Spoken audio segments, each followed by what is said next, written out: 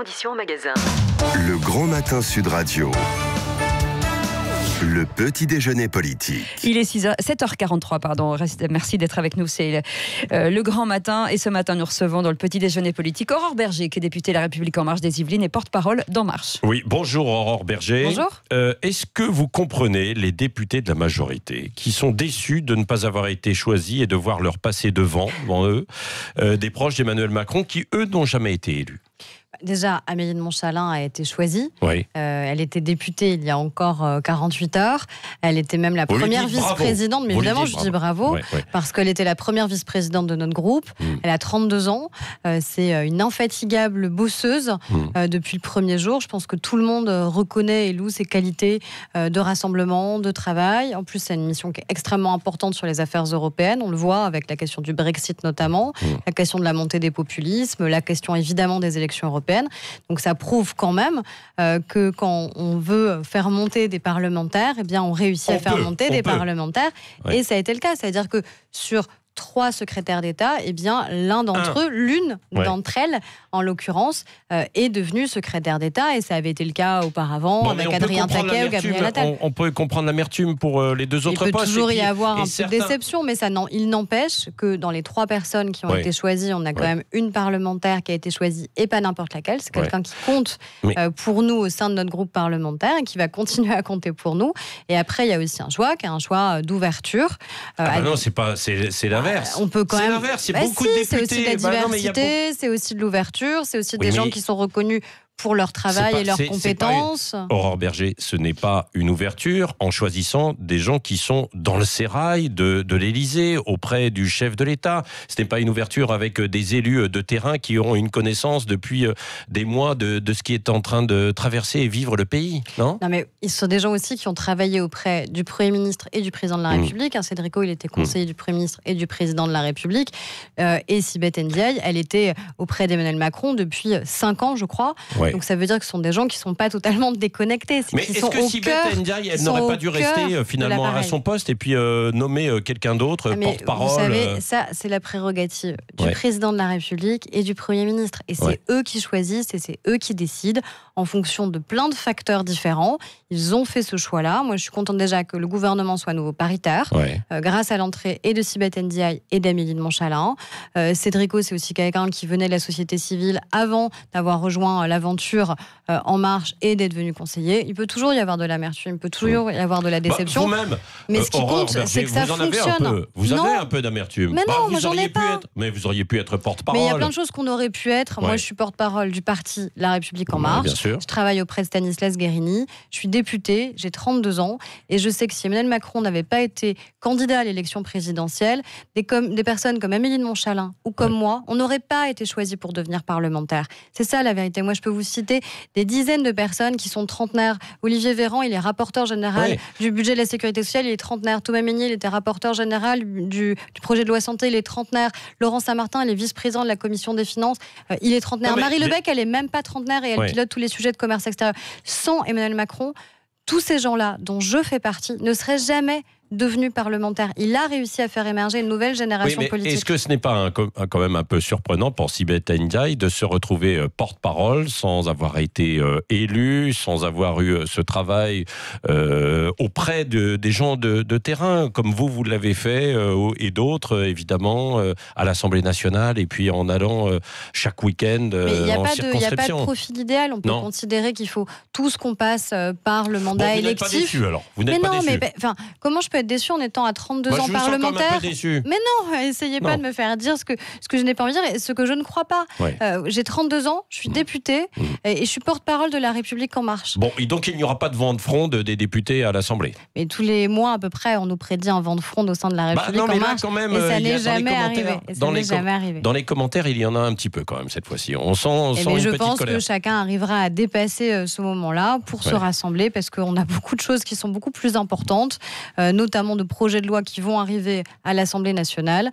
Et je pense que c'est ça qui doit nous rassembler. Oui, alors justement, à l'Assemblée nationale, il y a le grand débat qui arrive aujourd'hui, c'est ça, avec deux grands sujets, la transition et puis également la fiscalité. À propos de fiscalité... Et demain, on évoquera les deux autres thèmes. Voilà, c'est ça. À propos de fiscalité, il y a quand même cette question que vous connaissez bien, de la redevance audiovisuelle. Gérald Darmanin a proposé de la supprimer. Vous qui avez travaillé sur le sujet depuis quasiment 2 ans, quelle est votre position ? Alors, plusieurs choses. Déjà, je trouve que c'est toujours plutôt une bonne idée quand on veut alléger les impôts des Français. Et quand on veut continuer à baisser la pression fiscale. Nous, on a été élus sur une promesse qui est de dire qu'il faut qu'on rende 20 milliards d'euros de pouvoir d'achat aux Français par une baisse de la pression fiscale. Après, ce qui est une certitude, c'est que la redevance, aujourd'hui, elle était adossée à la taxe d'habitation. Or, nous, on supprime, et on va supprimer pour 100% des Français la taxe d'habitation. Donc, il faut changer le mécanisme. Donc, soit on trouve un autre mécanisme fiscal, c'est-à-dire qu'on le recouvre, est-ce que c'est via l'impôt sur le revenu, via la taxe foncière, soit c'est une nouvelle forme de taxe. Par exemple, d'autres pays comme l'Allemagne ont choisi de faire une taxe sur les tablettes, les smartphones, parce que c'est vrai que vous pouvez aujourd'hui regarder la télévision publique et écouter la radio publique de n'importe où, et pas juste en détenant une télévision comme c'est le cas. Soit on dit, on supprime purement et simplement cet impôt, mais il faut impérativement que l'audiovisuel public garde le même niveau de ressources. Donc moi, j'ai pas de religion. Et si on supprime, comment on crée une nouvelle taxe, ou alors ça fait partie du budget, c'est ça. Non, mais en dehors des tablettes. Nouvel impôt ou taxe. Moi, j'étais plutôt en faveur de dire, pour pérenniser les ressources de l'audiovisuel public, il me semble qu'on a intérêt à dire que ça n'a plus vraiment de sens que ce soit adossé sur la détention d'une télévision. Parce qu'honnêtement, aujourd'hui, il y a finalement peut-être de plus en plus de gens qui regardent la télé, mais pas devant un poste de télévision. Mais il n'y a que ceux qui ont un poste de télévision qui y contribuent. Est-ce que c'est vraiment juste ? C'est une question, à mon avis, qui est légitime. Donc il y avait une logique à dire, comme dans d'autres pays, on universalise et finalement, chacun contribue, peut-être avec un montant unitaire un petit peu allégé, donc un prix un peu plus bas, mais chacun contribue à cet impôt. Ce qui est certain, quelle que soit la décision qui sera retenue, est-ce que c'est une universalisation ? Est-ce que c'est sur les tablettes ? Est-ce que c'est une suppression ? Et je comprends évidemment que les Français préféreraient la suppression, préfèrent toujours payer moins d'impôts, mais c'est que ça ne doit absolument pas se faire au détriment de la ressource de l'audiovisuel public. Et donc ça veut dire qu'il y a plus de 3 milliards d'euros qu'il faut trouver dans ces cas-là, soit en baisse de la dépense publique, soit en réallocation. Aurore Bergé, alors ça c'est une démonstration qui s'entend, mais il y a aussi l'autre démonstration qui dit que le service public doit aussi faire de sérieuses économies, un petit peu comme dans tous les secteurs. Mais c'est le cas, on lui demande 500 millions d'euros d'économies. 500 millions d'euros d'économies.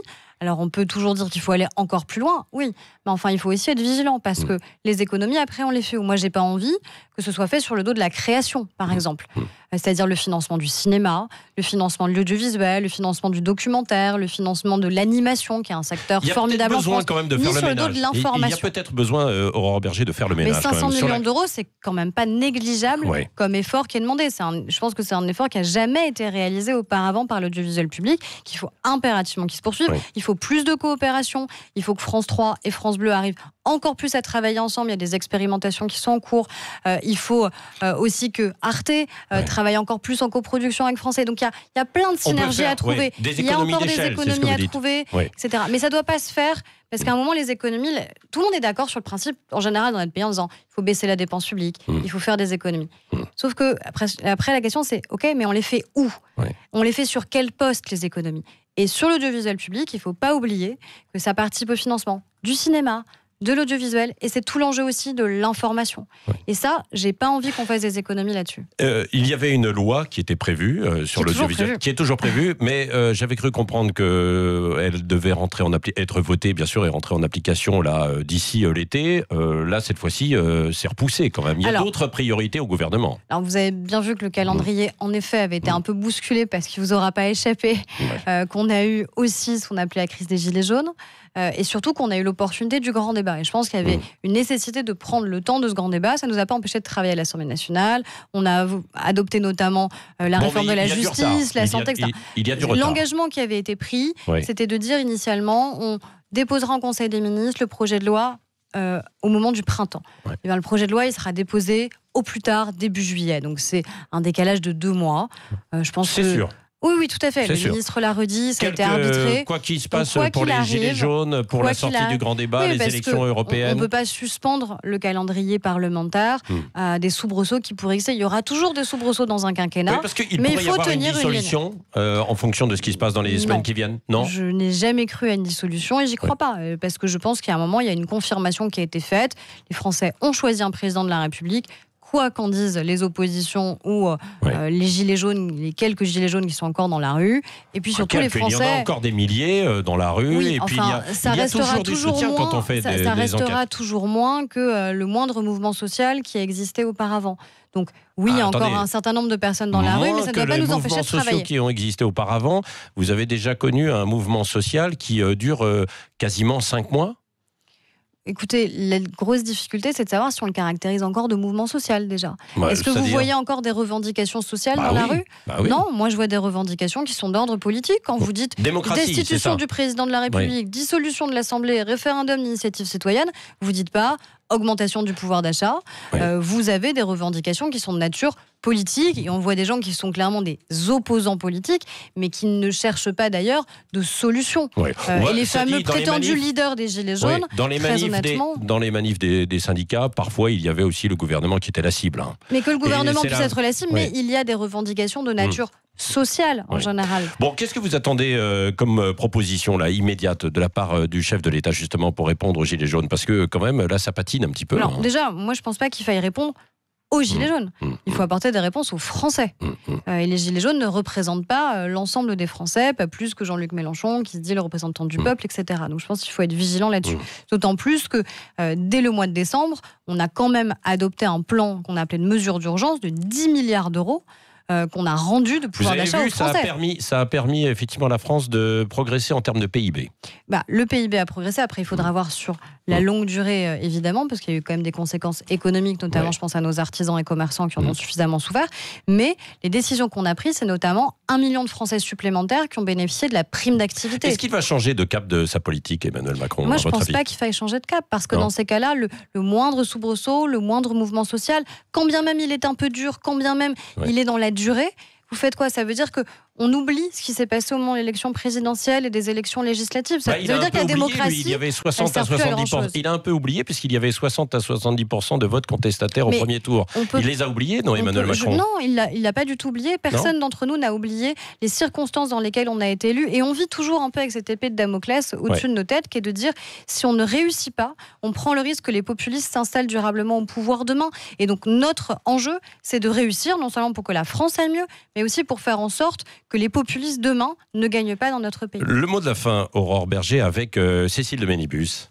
Oui, depuis sa nomination, Sibeth Ndiaye est devenue la cible d'une déferlante de haine, de commentaires haineux et xénophobes. Vous aussi, vous faites l'objet d'insultes. Le cyberlynchage s'adresse davantage aux femmes. Alors on voit un petit peu partout des députés, des membres du gouvernement y aller avec leurs petites phrases. C'est pas bien, il faut arrêter, dénoncer. Mais à quel moment ça va s'arrêter ? À quel moment vous allez taper du poing sur la table en disant ça suffit ? On va taper du poing sur la table de manière législative parce qu'on a justement une loi qui va arriver sur la lutte contre la cyber-haine, c'est-à-dire l'antisémitisme, le racisme, l'homophobie, le sexisme.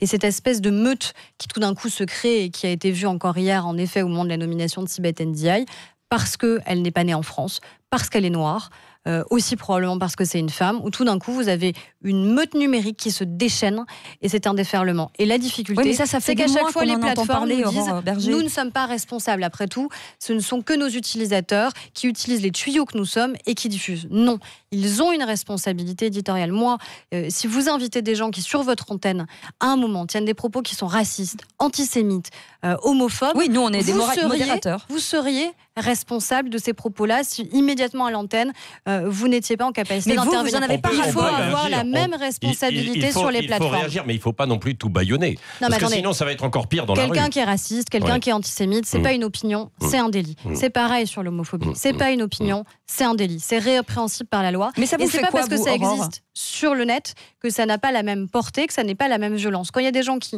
me menacent de mort, me menacent de viol sur les réseaux sociaux, qui me le disent dans la rue, ou qu'ils m'interpellent sur les réseaux sociaux, ça a le même effet, ça a le même impact, c'est la même violence, c'est la même nature et ça doit être condamné de la même manière. Mais c'est traumatisant pour vous ? Non, ça ne doit pas être traumatisant parce que ces gens cherchent à nous traumatiser, donc il ne faut surtout pas qu'ils aient raison et qu'ils aient le dernier mot. Mais ça veut dire qu'il faut changer la législation parce que les plateformes doivent devenir responsables de ces contenus qu'elles diffusent parce qu'elles les laissent se propager, parce qu'elles laissent ces hashtags monter, parce qu'elles ne déréférencent pas ces contenus et parce que finalement elles font aussi un peu leur beurre sur le volume de contenus qui sont échangés, peu importe leur nature. Allez, et vous avez rapidement. un invité surprise. Oui, salut Aurore, bonjour, c'est Alain Juppé. Yopé, tu te souviens quand tu étais membre de mon équipe de campagne pour les primaires de la droite et du centre en 2016, on s'est bien marré. Hein. J'étais en embuscade entre la hyène Fillon et le vautour Sarko. D'ailleurs, on se ressemble beaucoup, toi et moi. On m'annonçait comme le nouveau président et toi comme la nouvelle porte-parole du gouvernement. Résultat, bac à sable pour tous les deux. Alors, de toi à moi, maintenant que tu sais que on ne veut pas toi au gouvernement, ça te brancherait pas que je te pistonne pour entrer au Conseil constitutionnel? Je crois que toutes les places sont prises au Conseil constitutionnel. J'ai quelques années devant moi pour attendre.